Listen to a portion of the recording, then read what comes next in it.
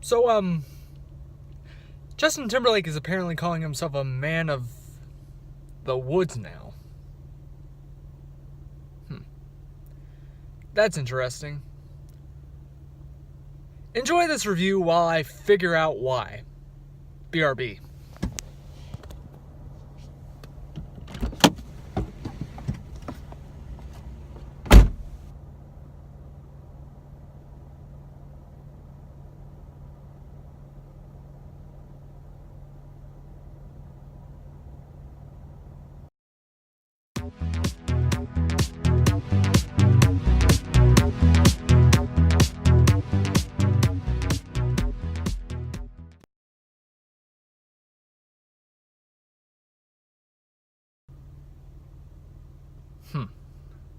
So let me just process what happened.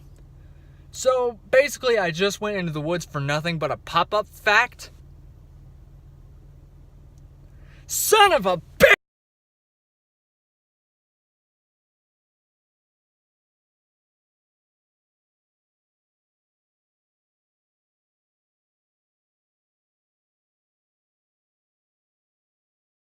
What is up, everybody? My name is Justin French, covering music for those who care, and right now I'm taking a look at the highly anticipated 5th studio album from Justin Timberlake. This one is entitled Man of the Woods. Justin Timberlake is finally back after 5 years after releasing the 2020 Experience Parts 1 and 2, which I really did enjoy, and it has to be, in my opinion, some of his best work. Also, it does have to be some of his longest material to date, as you will note over here. So going into this record, I was pretty excited to see what direction Justin Timberlake was headed, as it looked like it was going to be leaning towards more southern music, I guess you could say. Along with Timberlake stating that this is also going to be very personal, kind of dedicating this album to his wife Jessica Biel and his son Silas, which the album was named after. However, fans and critics were kind of scratching their heads whenever we heard the first single, Filthy, off of this record.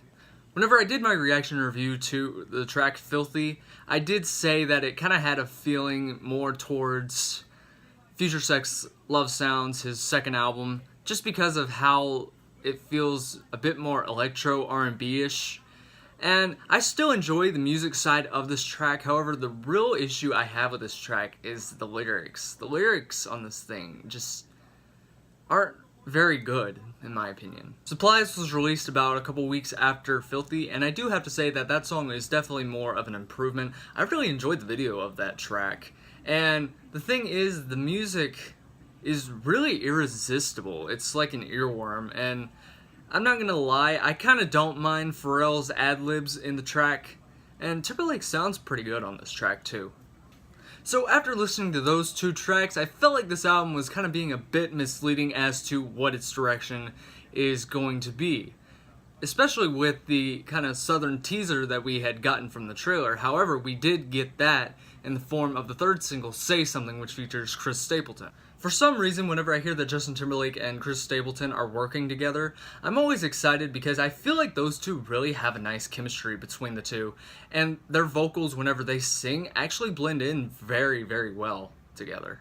What I enjoy about this track more than the other two singles that we had already gotten is that this track actually feels a bit more reflective in its lyrical themes, and I actually like the more country rock vibe of this track. Timberlake isn't a stranger to country music, as Shrink You Away from the 2020 Experience 2 of 2 was actually promoted to country radio.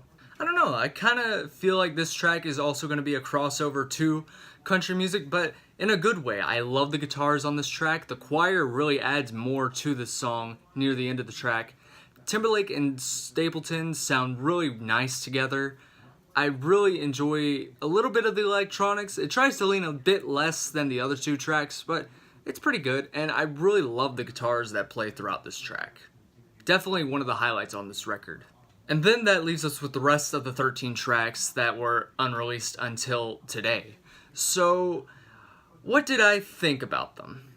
Well, aside from Timberlake actually sounding pretty good on this record, I really enjoy the diversity in these songs. It goes from country to pop to electronic to R&B, even 808s in the title track. However, there are some negatives in this album. as I feel like 16 tracks, that's a pretty big record, and I feel like that's just too long of a record, especially for Timberlake. And I'm going to go ahead and be blunt right now. I don't really find as much enjoyment in this record as much as I did with the 2020 Experience. I mean, don't get me wrong, this isn't a terrible record. It just feels a bit more like a letdown, in my opinion. I do have to mention before I get further into this review, as this is actually the first time since 2003's Justified that the Neptunes, yes, Chad Hugo and Pharrell Williams, are doing production for Justin Timberlake ever since that time. And this also kind of brings back frequent collaborators like Danja and Timbaland, as we know them from Future Sex Love Sounds and both the 2020 Experiences. A track that I really didn't find enjoyable on this record is probably the title track, Man of the Woods. I mean, I like that it's going for more of an 808s kind of R&B feel to it, but I kind of feel a bit bored with this track. And further into this track listing, Morning Light, which features Alicia Keys, who is the other guest on this record, she has some nice vocal work on this release, but in my opinion, it just sounds like more of a slower version of that track.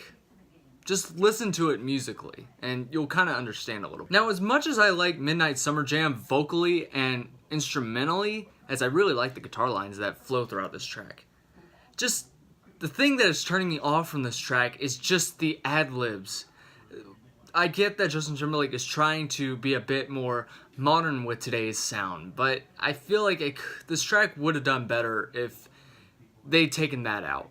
I know I said that JT's vocals on this record are pretty well done. There is one exception to that, and that's Sauce, which, fun fact, features a writing credit from Toby Keith. And as much as I like the guitar lines, which are really dirty, but in a good way, his vocals in the verses just don't really sound very well. I feel like this album could have done without the Hers interlude, just because it sounds like Jessica Biel talking through what sounds like an iPhone, because this album's personal and he loves her so much. Not to say that this album does have its highlights on it, as I really like the guitar work on tracks such as Higher Higher, The Hard Stuff, and even Flannel. Well, isn't this a coincidence? My favorite track off this record is most likely going to be Montana, just because I really like the kind of electro, R&B, drum machines that kind of play throughout the track, along with the kind of country acoustic guitars on it.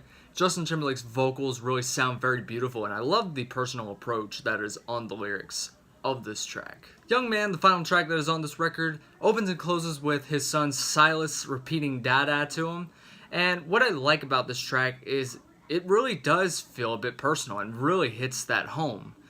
The lyrics kind of talk about a mix between giving Silas some advice while also Timberlake kind of picturing a future. And I really like the instrumentation in this track, but I think the lyrical themes on this track really do it more for me. So overall, this album is very misjointed in what it wants to sound like and very misleading from the beginning. And after listening to it, it does feel like a bit of a letdown after the 2020 Experience Parts 1 and 2. But I mean, it's okay. If you like Justin Timberlake, I think you're going to enjoy this record. It's not something that I'm going to be coming back to frequently, but it does have some good songs on it. Me personally, as much as this album is a disappointment, most likely, the least I can most likely give it is a 5 out of 10. So, anyways, thank you all for watching this video. If you want to subscribe to my channel, I will link it down here. And if you want to watch the previous video that I did, I will link that up here. So anyways, thank you all for watching. Hope you enjoyed and hope to see you soon.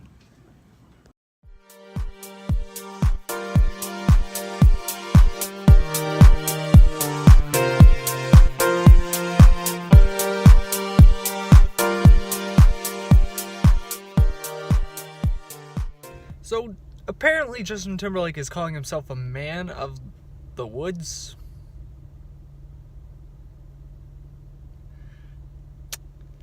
Okay, you know what? While you're watching this review, I'm gonna go find out why.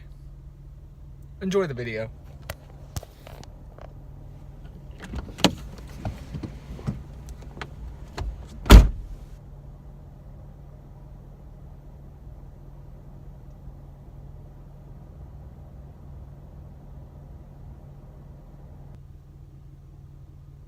So I just went into the woods for that. Son of a bitch!